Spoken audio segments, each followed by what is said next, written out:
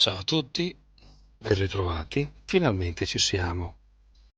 Periodo natalizio, ci sta. Biotensor per studenti, che cos'è?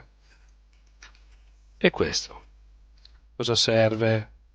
Intanto per chi lo conosce, ve lo portate in giro in vacanza? Ve lo portate a fare la spesa? E rischiate di perderlo? Bene, se perdete questo, non succede nulla. Vi farò vedere come si fa. Si parte tutto da una matassa di acciaio armonico. Col tempo non diventa bellissimo, ma è molto pratico. Questo si mette in tasca e se lo perdete, pazienza, ne fate un altro. Vi faccio vedere come si fa. Adesso vi spiego grandi linee, poi piano piano vi farò vedere esattamente come si fa. Questa è la prima, diciamo, la prima prova. Vi consiglio un guanto, perché comunque diciamo che sporca un pochettino, ci vuole un po' di pressione per questo è da 1 millimetro per raddrizzarlo, ok? Però viene abbastanza bene. Questa è la prima parte. Una volta che abbiamo trovato l'acciaio armonico da 1 millimetro è quello che permette di fare la misura giusta, più o meno un mezzo braccio, ok? La misura è questa.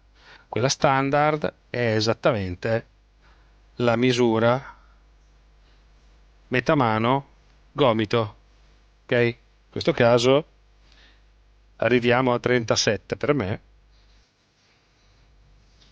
dovrei tagliarlo qua, più il pezzettino per fare il manico posso fare questo lavoro qua, con un po' di pazienza, ve lo faccio vedere, bene, con un po' di pazienza fare questo zigzag qui e viene impressionante come può essere sensibile. Ora, non so se vedete quanto viaggia.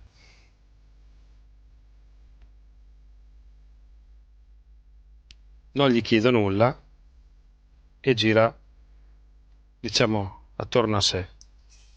Questo è un biotensore un pochettino più da studenti un po' più afferrati.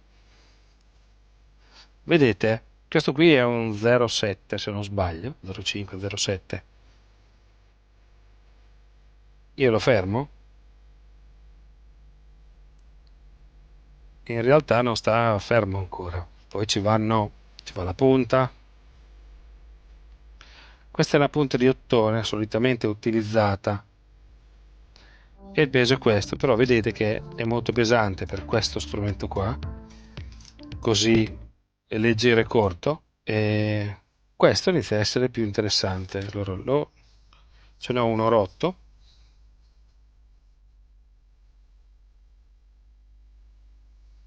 ecco la velocità che cambia.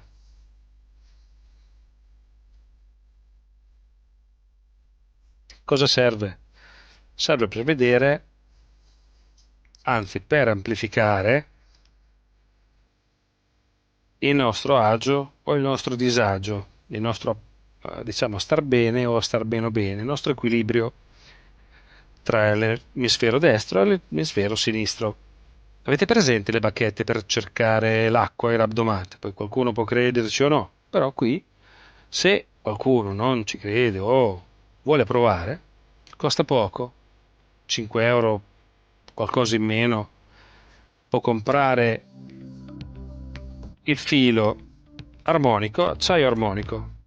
Non è acciaio inossidabile, è acciaio armonico, quindi farà un pochettino di ossido. Questo qui è molto più leggero, come appunto, come biotensor. Perché? Perché c'è realmente un 0,5, non 1 millimetro. Vi faccio vedere con questo come lavora. Questo qui è quasi ideale come... C'ho la mano appoggiata,